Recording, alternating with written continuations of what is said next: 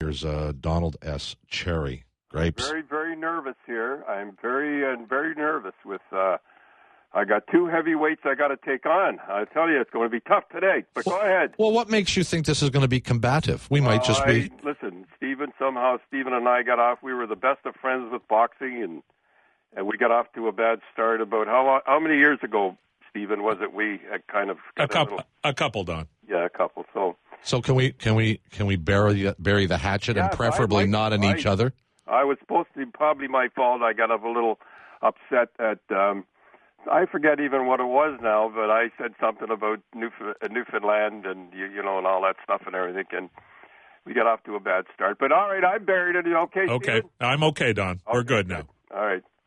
Well, that's nice. Isn't that good? See, Bob, you're a peacemaker. That's what you're known for. That's good. I'm happy about that. All right, I'm ready. Well, how long did you and I go without talking? We were mad at each other for 5 years or something. I don't even know. But I don't even remember what it was. I don't know what it was, but here I am, and if I said, you know what, I got a call from, and I thought, well, if I don't go on, I'm a coward. So here I am, and I'm ready to go. I'm very nervous, though, so I'll do my best. Well, look, we're going to get to the thing that made you nervous earlier, but I like to ease you into this, Grapes, you see. Thank you. I need the help. So, if you were the general manager of the Toronto Maple Leafs, would you have made this coaching change, or would you have made this coaching change significantly earlier? I would have done it earlier. There's no doubt in my mind. I mean, and you know what? I think he's going to go on a little tear, and at the end, people are going to say, well, if he had made the thing earlier, they'd have made the playoffs. Because, I mean, I'm not in here to knock Wilson, but you could see things weren't going right. The players weren't listening, and you play one great game when they get desperate, and then no, I would have made it earlier for sure. One of the things we talked about earlier, Kiprios was in here, and we were chatting about this, and here's the suggestion I made. So if you bring Carlisle in a couple of weeks before the trade deadline, and we all know the kind of coach that Randy historically has been and the kinds of players that he wants, isn't there a chance that Randy Carlisle convinces Brian Burke to do something before the trade deadline? There's no doubt in my mind. He's got Rosehill up. That's the kind of, and if Orr was ready to go, he'd be here too.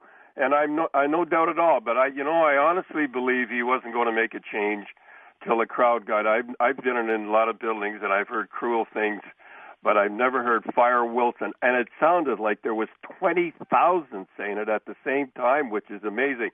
And I honestly do believe that he would have let him go till the end of the year if that hadn't happened. I really do. That was right. That was beyond. That's why I think he did it. I think he'd gone right to the year. But you're asking me. Carlisle will have come in here. He'd have got some guys like Getstoff and that truculence and all that stuff. There's no doubt. So let's get to Saturday night now, Don, because it was how did you and Brian Burke get off on the wrong foot? Let's put it that way. Well, you want to know if you okay? I was going to Ontario, but then before that, I found out that he went to my bosses and tried to get me fired. That was over the Wilson criticism, correct? Yeah. And it's a funny thing. This is the strangest thing of all. I've never said this before. This year, I left him alone, except when he didn't clap when I went out and introduced the troops. I left him alone all year, and I think that's what drove him nuts when I went on and I said he couldn't care less and all that. And I think that's because it was right after that. And I don't care what you say. You've got something to say to me, say it to me. I don't mind. You jerk. Is call me that or anything, but don't go to my bosses and try to get me fired. And then later, say it the same thing in front of the governor's meetings. I mean, that's not nice. That's not the Irish way to do it. And then when he went on Saturday night and said, and I listen, you guys got to realize, I'm at another level of you guys. I'm with the great unwashed below. I'm with hockey guys like last night, the night before. I'll be all next week. I'm with those guys. And when I heard him say, they have a tough time because every team that comes in here has at least 5 guys from Ontario. That snapped me right there. This is the most ridiculous thing, that the only team, and I'm repeating myself, that doesn't have a guy from Ontario is the Toronto Maple Leafs. We pay their salary. I see the kids out there. I see them being drafted to other clubs, and it ticks me off, and that's got me going. So that's how it got started. Maybe I got a little overboard, but that's what I want to do. But, Don, do you think that they organizationally avoided guys from Ontario, or it just happened that way? No, I think that it's not that he wanted to be avoided. I have no idea. But when I'll give you an illustration, okay? I'll give you Tyler Biggs. I watched him for the last 3 years. He got dual citizenship. The guys he said, you watch what happens with Tyler. He'll go down to that U.S. development team where Wilson and Burke are part of it, and he'll get drafted by the Leafs. I'll be darned if it didn't happen. And sure, he said they're drafting Ontario guys, but where are they? They're down in the minors. And look at Kadri. I mean, has any guy ever been treated worse than Kadri? His first training camp, he was one of the top scorers, and they sent him down because he didn't know the defensive rule. He was the highest +6. Don't ask me. I don't know what they got it in for him. They're full of college guys, American college guys, and that's not a nice thing to say, but that's the way I feel, because when I'm hanging around the guys, like when the OHL thing comes up next week, they talk about it all the time. And I'm not the only guy thinking of it. I got a call from guys like Brad Selwood and guys like that. That's the way I feel. I'm an Ontario guy, and I want Ontario guys on the club because that's the way I am. Well, fair enough. Well, here's what I would say to you, Grapes. I would say that if this team was playing better, then you don't have a platform to make that comment. But because this team is playing poorly, it's easy to look at these guys, and I would say to you, I don't care whether they're Ontario guys, BC guys, Americans, Czech, Russians, whatever. This team ain't good enough, period, end of story. Is that fair? That's fair enough. And, you could say, too, if this team was in first spot and the crowd, the fans at the thing, they wouldn't care where they're from. I well, of course. That. Right. Well, yeah, you'd have a different coach here, too. Yeah, let's say if they keep the same team and Carlisle sends them in the thing, but I don't feel that way. See, I'm a different feeling. I know that's unfair, and I know he says he doesn't check the birth rate and all that stuff. Well, I do, and whether it's wrong or whether it's right, and it probably is wrong, but that's the redneck in me, and I'm amongst these people. I'm repeating myself, and they come to me and say, "What's going on? Nobody gets drafted in the GTHL, 40,000 people. Doesn't it seem strange to you, out of 40,000 kids, nobody gets drafted by, or nobody plays for them?"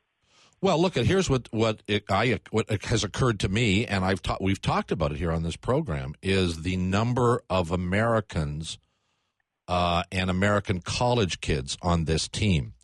And I would say to you that I don't know whether that's something that is circumstance or whether Brian has a bent towards that. Maybe he thinks it's like the Blue Jays in the early days mined the Dominican players where no other organizations were going after Dominican players. Does Brian think that he's found something in American college kids that no other GMs can see? I don't know the answer to that. Well, he's an American college guy, grew up as that's right. You know what you know, right? Wilson. And look at the guys that's right. Him are all American college guys. Sure, there's Canadians around them, but they all went to American colleges. So why wouldn't they think that way? That's very simple. Well, but the good news is, I would think you would acknowledge he had the good sense to hire an Ontario coach. Well, listen, when you're desperate, he coached for him before. There's no doubt about that. But he was the obvious guy, and he'll come in here and straighten it out. But that's what got me before. Take a look at his Anaheim team. They're all full of Canadians. Yeah. I don't get it. He come in here. I was like a fool. I come in, and I remember me saying, wait till Brian gets in here. They might beat the Leafs, but they're going to pay the price. It's truculent and pugnacious, and boy, oh boy, they'll pay the price. And then what he did, he goes the exact opposite way. I don't get that. That's what I don't understand. We were promised a tough team like the Boston Bruins tonight, and we didn't get it. And that's the kind of hockey I like, and that's the kind of hockey he had in Anaheim. It comes here, and we get college guys. I don't get it, and it doesn't make sense to me.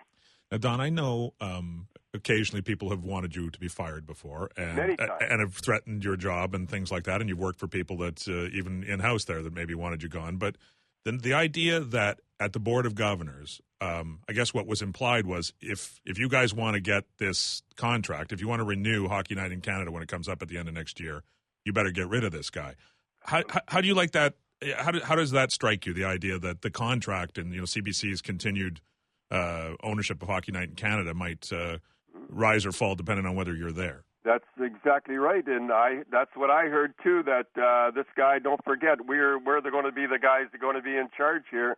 I don't know whether it's true or not, but I heard it from a lot of other people, and evidently you heard it too. That this guy's a loose cannon, and we're not going to put up with it. But so now it's like phoning you guys. There's no way I'm backing down, and I'm not going to back down, and that's the way I am. And when people tell me I can't do something, hey, look, guys.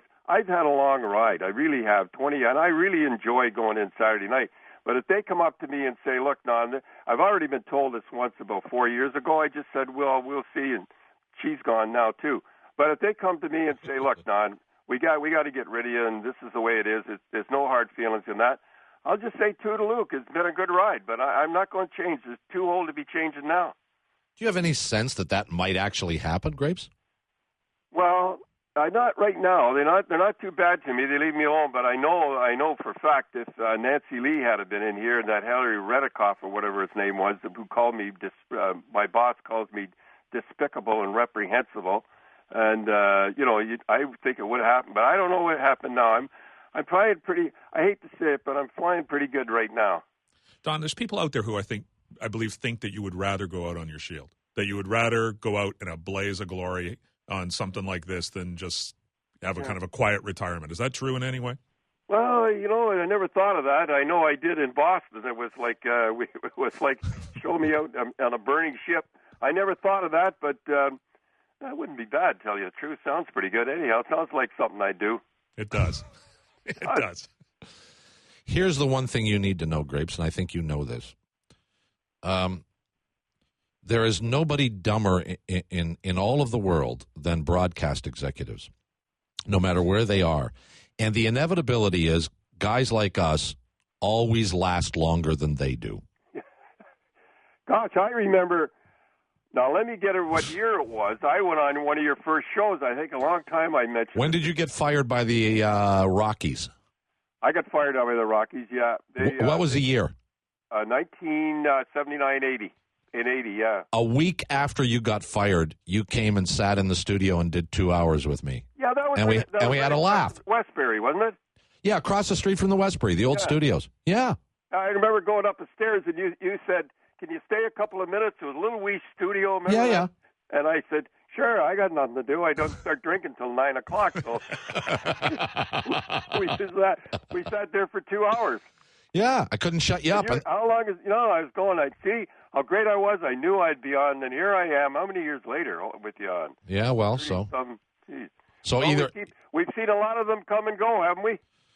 Well, they'll all come and they'll all go, and eventually you and I will walk away, but I don't think yet.